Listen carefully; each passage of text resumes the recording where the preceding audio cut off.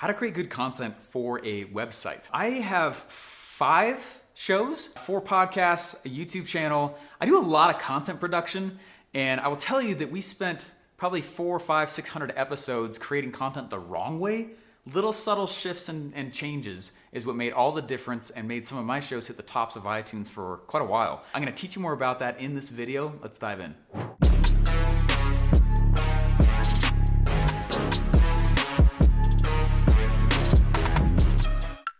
Hey guys, the term website means a lot of different things. And a website can be an app.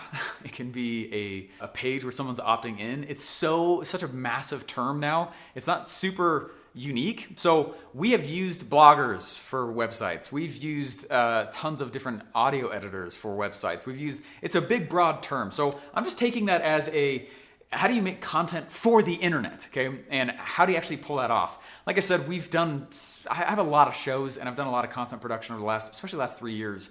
And I want to teach you how to treat content like it's your product. And that's one of the big first key secrets here. So let me teach you how to do that with these next 3 strategies.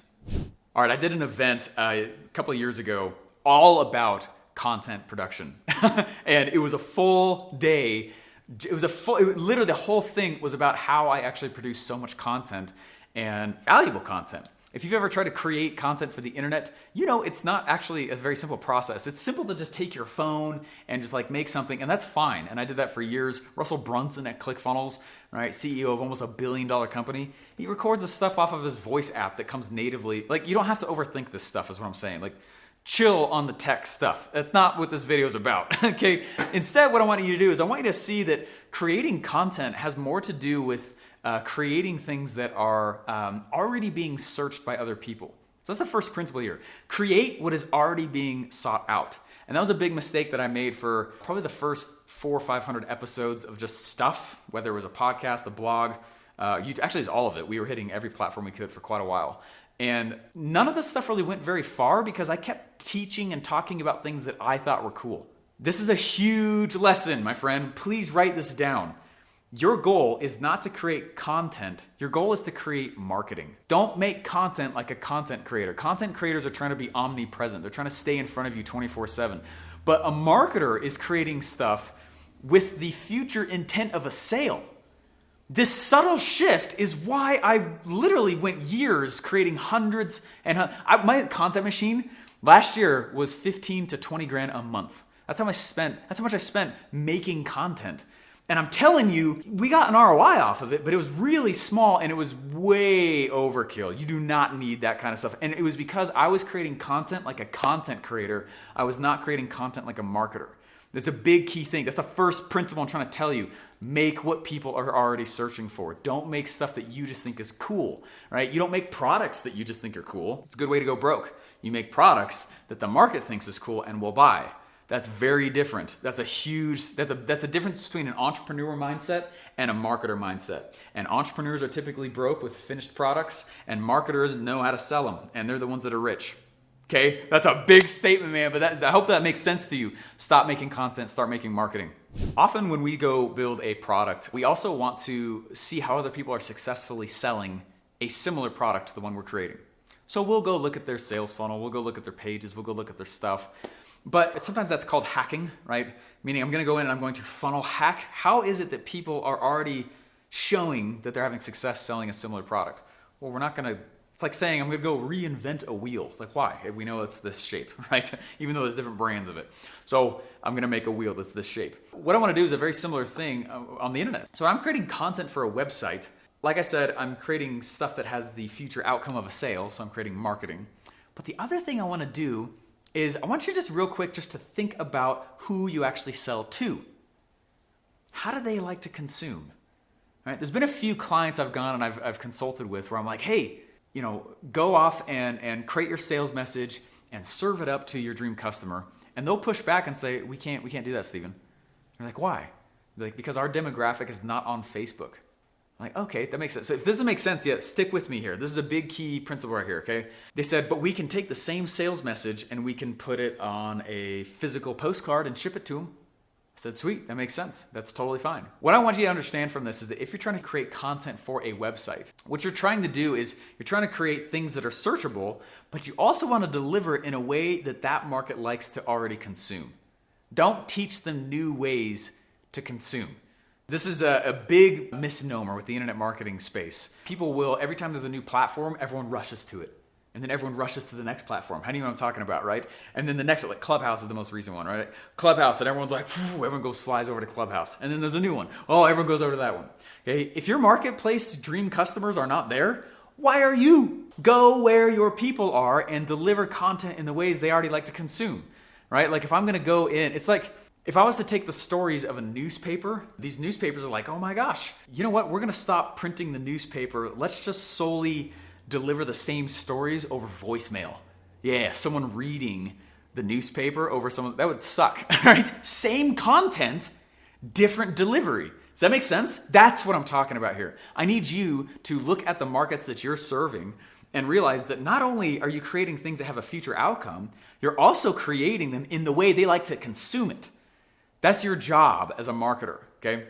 So the benefit of doing it this way is that so much of this game is out of your hands. It's very much not what I was taught in college or general entrepreneurship, which said, right, you gotta go make this, you gotta be a brilliant genius, right? That's kind of one of the messages that you get. Instead, you can have a lot of success with this game by just being a good detective.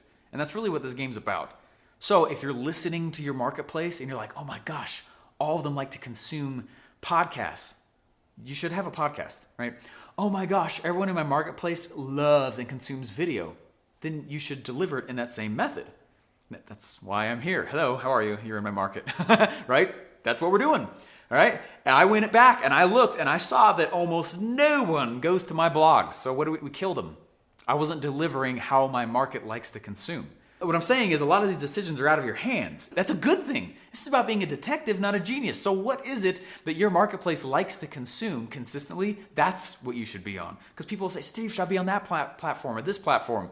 I don't know. Are your people on it? If they're not, then I probably wouldn't. Unless it's part of your strategy. But it's a lot harder to do it that way.